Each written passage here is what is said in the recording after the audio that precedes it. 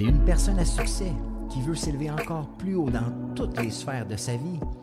Tu veux trouver l'équilibre en dépassant tes objectifs financiers, de carrière et personnels. Chaque épisode va te donner des trucs concrets basés sur la science pour aller chercher la vie que tu désires. Merci de passer ces quelques minutes avec moi. C'est un départ.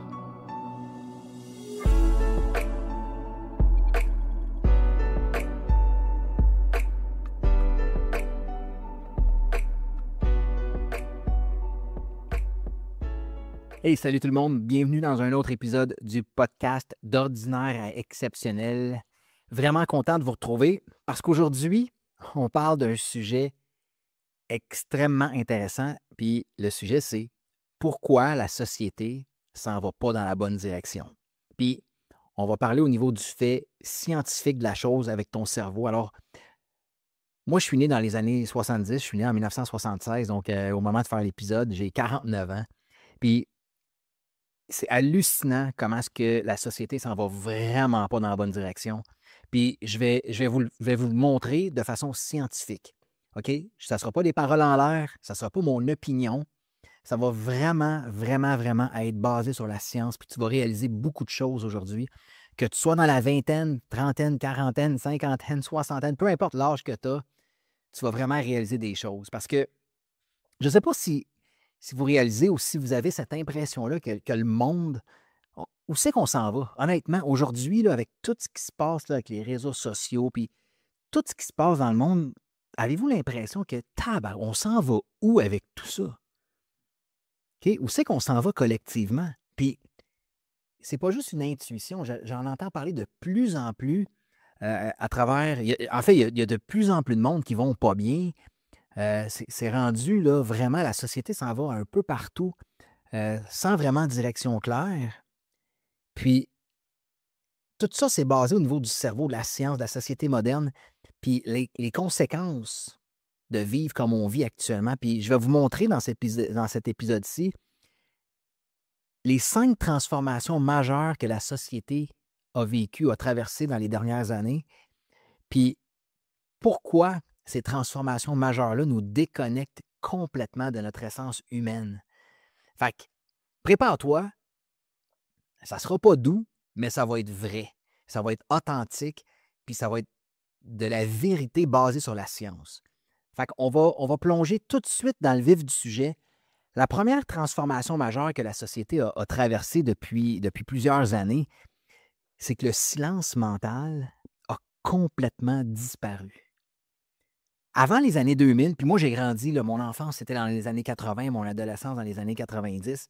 Fait qu'avant les années 2000, tu avais des moments dans la journée où est-ce que tu étais toute seule avec toi-même.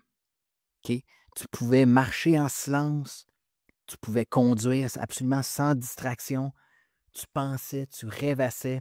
Écoute, combien de fois dans mon enfance où est-ce que j'avais rien à faire, là je te parle à l'âge de 11, 12, 13 ans, je me couchais sur le dos dans ma chambre avec une balle de baseball dans mes mains, puis je la lançais en haut, au mur, au plafond, puis je la rattrapais. Je pouvais faire ça pendant 1 heure ou 2 à penser à rien, juste à être focus sur lancer la balle en haut au plafond puis la rattraper. Aujourd'hui, demande à un enfant de 12 ans de faire ça, il ne sera pas capable de le faire pendant 30 secondes. Il va falloir qu'il aille sur sa tablette, il va falloir qu'il aille sur son ordinateur, il va avoir 1 milliard de distractions. Les jeunes aujourd'hui, même les adultes, ne sont pas capables d'être seuls avec eux-mêmes. Puis c'est quand tu es toute seule avec toi-même que tu es capable de gérer tes émotions, tu es capable de contrôler tes émotions. On apprend à vivre, à connecter avec soi-même quand on est pris avec nos pensées, avec nous-mêmes. On se connecte. Quand tu es pris avec toi-même, tu te connectes à ta boussole intérieure. Tu es beaucoup plus connecté à toi-même, beaucoup plus en contrôle de toi-même, de tes émotions, quand tu es capable d'être avec toi-même. C'est quand la dernière fois que tu t'es assis, si tu m'écoutes en ce moment, que tu t'es assis en silence pendant 1 heure de temps, juste en silence, sans rien faire. Je te garantis que ce n'est pas arrivé depuis des années et des années. Aujourd'hui, les gens, ils checkent leur téléphone aux 3 minutes. C'est incroyable. Ils ne sont pas capables d'être en ligne, attendre dans une file d'attente plus qu'une minute. Tu regardes tout le monde sur le cellulaire. On stimule notre cerveau 24 heures sur 24, 7 jours par semaine. On est en mode survie sans arrêt. On n'est pas capable de dormir sans son cellulaire à côté de soi. Puis le résultat de tout ça, c'est que tu n'as plus d'espace mental pour ressentir. Tu n'as plus d'espace mental pour réfléchir. Tu n'as plus d'espace mental pour choisir consciemment ce que tu désires.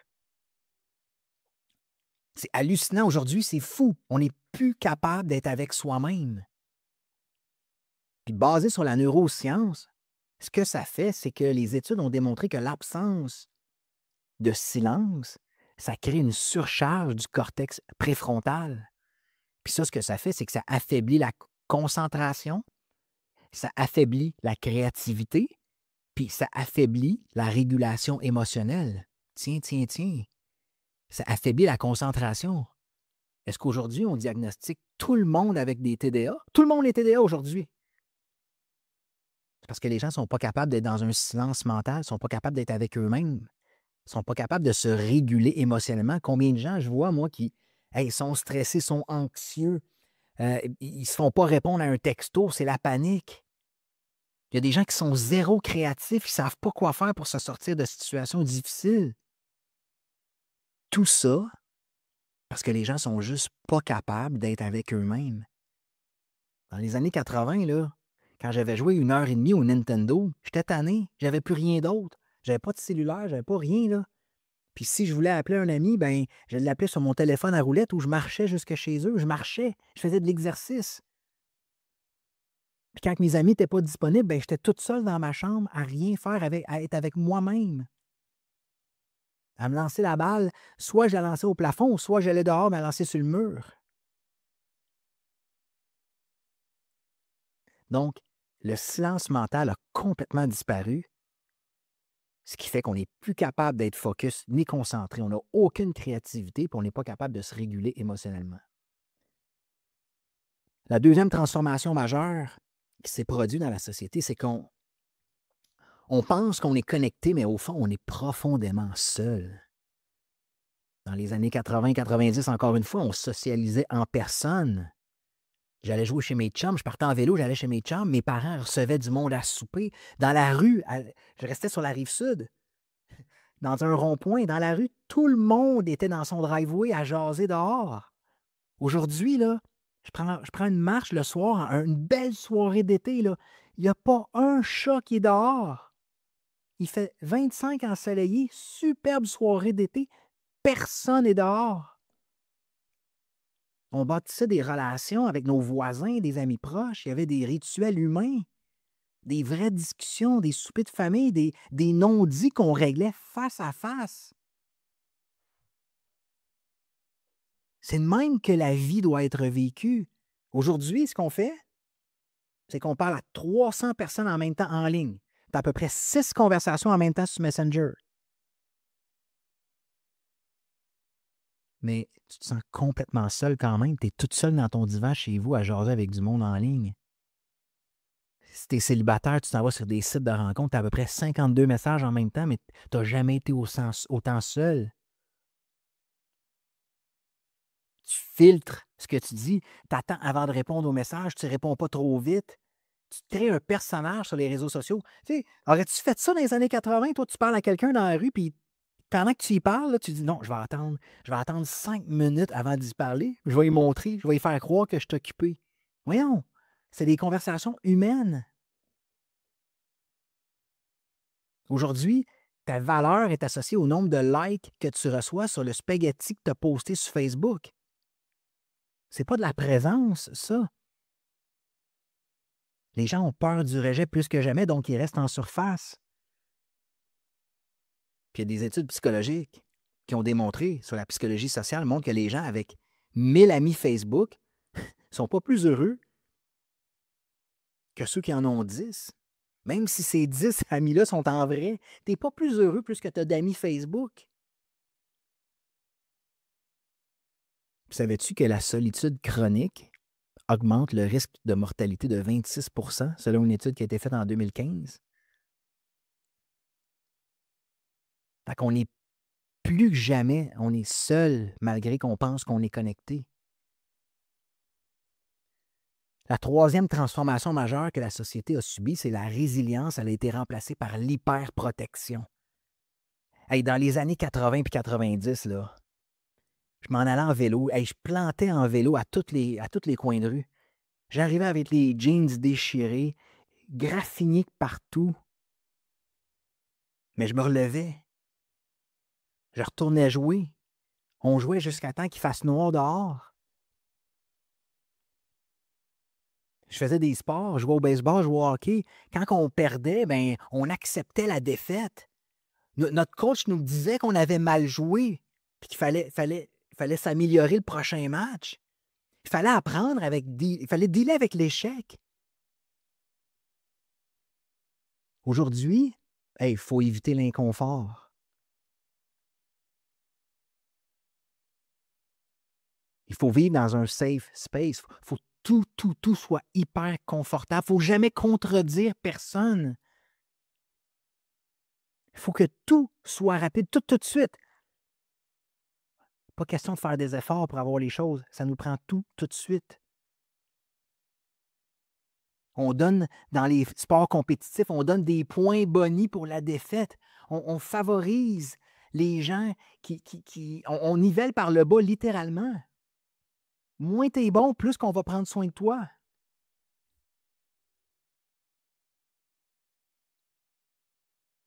Puis ce que ça fait, c'est qu'on se ramasse avec des adultes hypersensibles, incapables de tolérer le stress de la vraie vie. Hey, c'est correct qu'un enfant de 10 ans échoue et qu'il ne soit pas bon à quelque chose. Ça ne veut pas dire que c'est pas un bon être humain. Il faut lui enseigner que l'échec qu'il vient de subir dans son sport n'est aucunement relié à sa valeur personnelle. Ça ne fait pas de lui une moins bonne personne, mais ça fait de lui quelqu'un qui doit s'améliorer s'il veut gagner. Parce que dans la vie, là, quand il va arriver dans la vie adulte, puis il va arriver sur le marché du travail, il va falloir qu'il performe. Mais s'il a été protégé toute sa vie, il va faire quoi pour performer et faire face à l'adversité? Comment il va faire face au stress de la vie s'il n'a jamais appris à être résilient? Donc aujourd'hui, on est pris dans une société avec des gens qui s'effondrent au premier obstacle. Il n'y a aucune espèce de résilience. Parce qu'on n'a jamais appris depuis 20-25 ans aux gens, aux enfants, aux ados, aux adultes, à bâtir leur tolérance à la douleur psychologique. C'est correct de souffrir. C'est correct d'échouer, d'avoir mal. C'est là-dedans qu'on apprend. C'est là-dedans qu'on devient solide. Il faut être capable d'apprendre à dealer avec l'inconfort. Mais aujourd'hui, on protège tout le monde. Il ne faut pas qu'ils ressentent la douleur.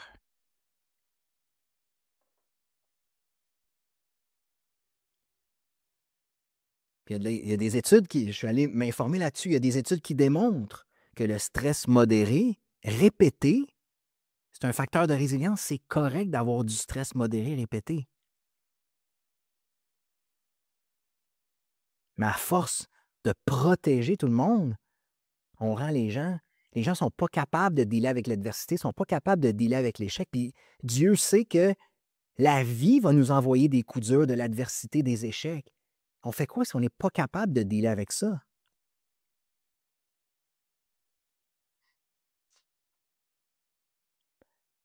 La quatrième transformation majeure qui s'est passée dans la société, c'est que les repères identitaires sont complètement flous. Avant, tu grandissais avec des repères. On te disait, là, il faut travailler fort, il faut être loyal, il faut dire la vérité, il faut que tu tiennes ta parole, il faut que tu sois fiable. Il faut que tu aimes les gens autour de toi.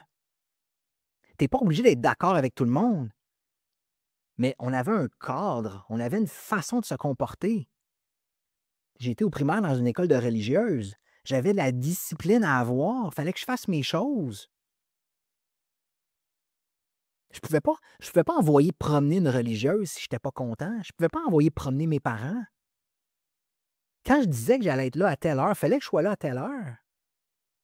si j'arrivais pas à l'heure dans un match de hockey ou de baseball, ben, le coach, il me mettait sur le banc, même si c'est mes parents qui conduisaient. Il y avait des conséquences. Aujourd'hui, là, c'est Hey my God, tout est relatif. Ouais, c'est pas de sa faute. Écoute, t'as ta vérité, j'ai la mienne.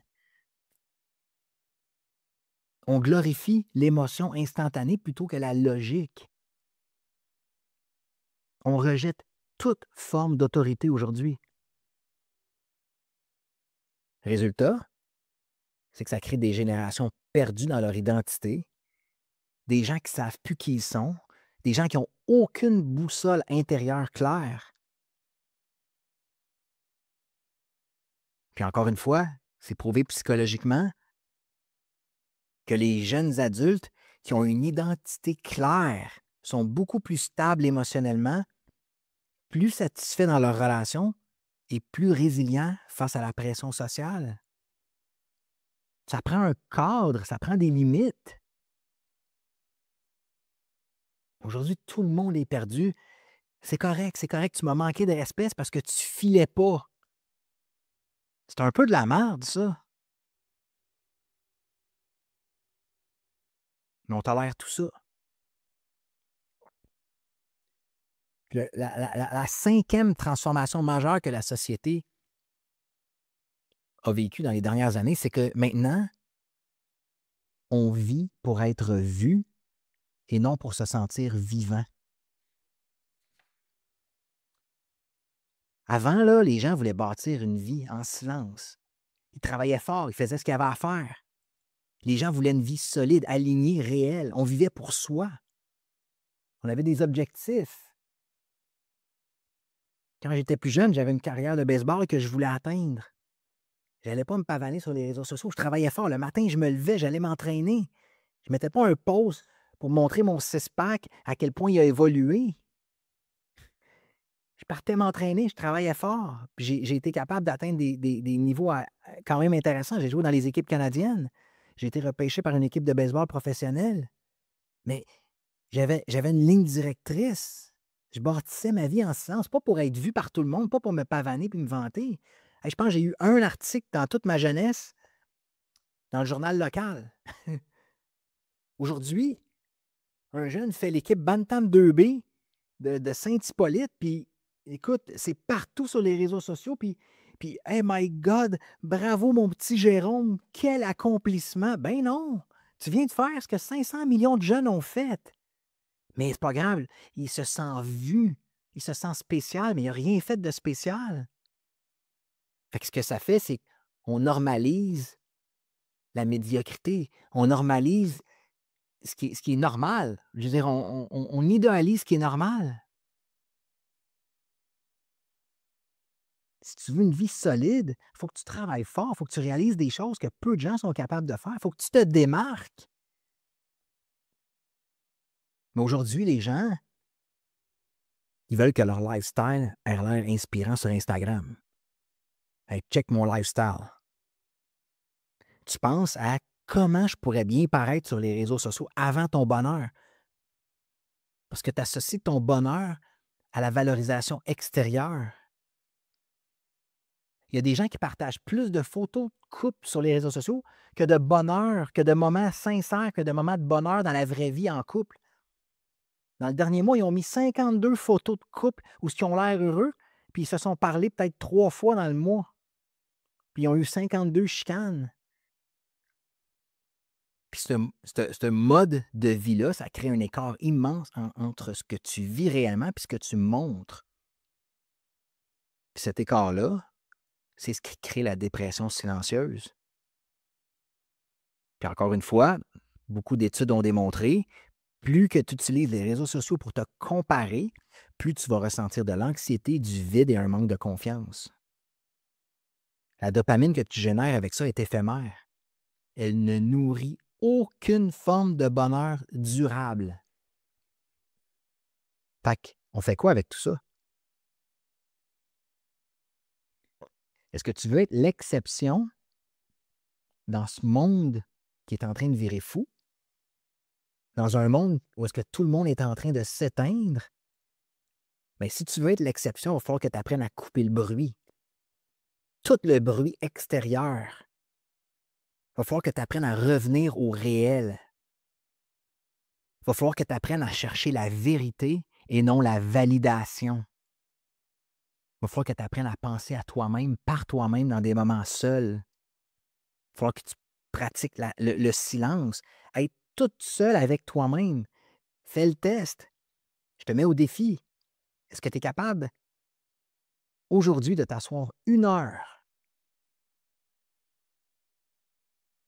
à rien regarder dans un silence total? Il va falloir que tu apprennes à te déconnecter de tout ce qui est autour pour reconnecter avec toi. Puis malheureusement, on est rendu à dire que si tu veux être bien aujourd'hui, il va falloir que tu sois anormal. Ça n'a pas de bon sens.